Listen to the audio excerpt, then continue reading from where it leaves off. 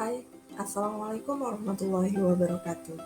Saya Riani Rahmawati, CGB Angkatan 8, Kabupaten Lingga, dari SMA Negeri 1 Senayan.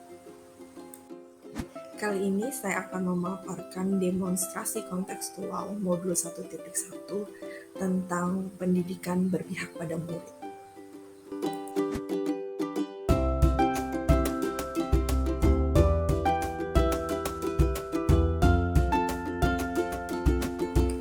Pendidikan itu menuntun, bukan menuntut.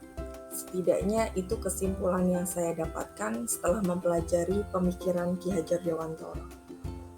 Guru kecenderungan menginginkan semua murid harus memiliki nilai akademik yang bagus, dengan standar ketuntasan dan nilai UN sebagai patokan seorang murid telah menyelesaikan pendidikannya.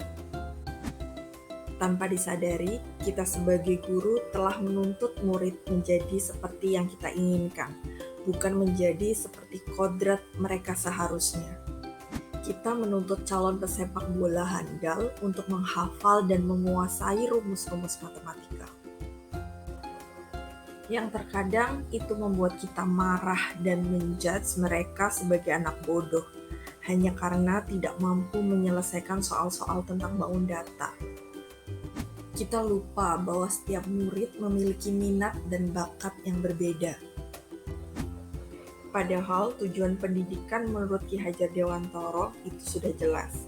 Pendidikan itu menuntun segala kodrat yang ada pada anak-anak, agar mereka dapat mencapai keselamatan dan kebahagiaan yang setinggi-tingginya, baik sebagai manusia maupun anggota masyarakat.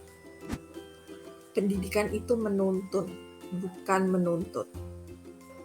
Guru itu harus menuntun muridnya agar tumbuh dan berkembang sesuai kodratnya sendiri.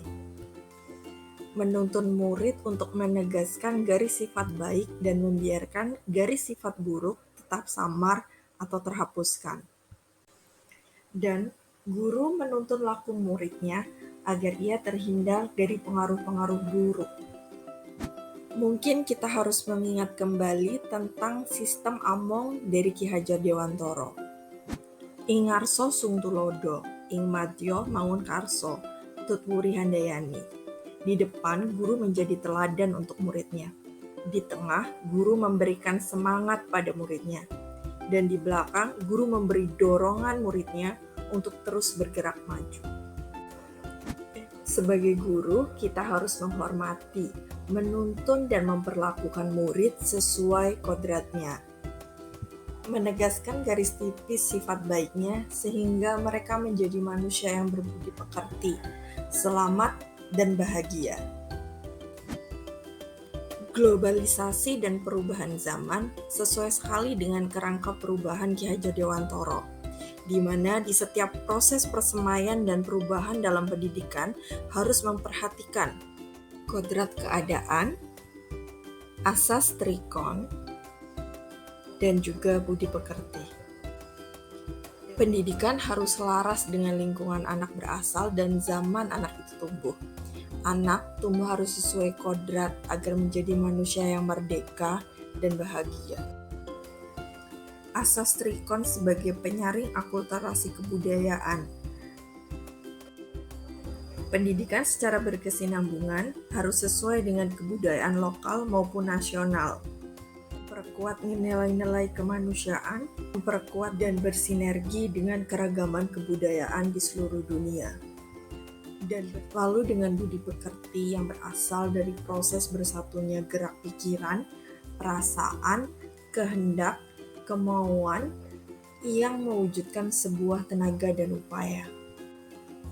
Semua proses ini akan menghasilkan kebijaksanaan. Lalu apa yang bisa guru lakukan untuk anak didiknya di sekolah? Jawabannya, pendidikan harus berpihak kepada murid. Jadi setiap pembelajaran dan program di sekolah harus sesuai kebutuhan murid. Menerapkan pembelajaran berdiferensiasi di kelas, berdasarkan kebutuhan dan gaya belajar masing-masing individu murid. Guru juga dapat melatih kemandirian dan memberikan kebebasan yang bertanggung jawab kepada murid dengan membuat kesepakatan kelas. menyesuaikan perkembangan zaman dengan menggunakan pembelajaran yang berbasis IT, memfasilitasi bakat dan minat murid dengan beragam kegiatan ekstrakurikuler di sekolah, ekskul olahraga untuk mereka yang menyukai bidang olahraga dan ingin menjadi atlet, ekstrakurikuler menyanyi atau melukis untuk calon-calon seniman, ekskul pramuka paskibra sebagai tempat kaderisasi calon-calon pemimpin. Pendidikan yang berpihak pada murid akan menciptakan suasana nyaman selama di sekolah, menjadikan sekolah sebagai rumah kedua dan guru sebagai orang tua pengganti mereka di sekolah. Sudah saatnya kita menyudahi menuntut murid.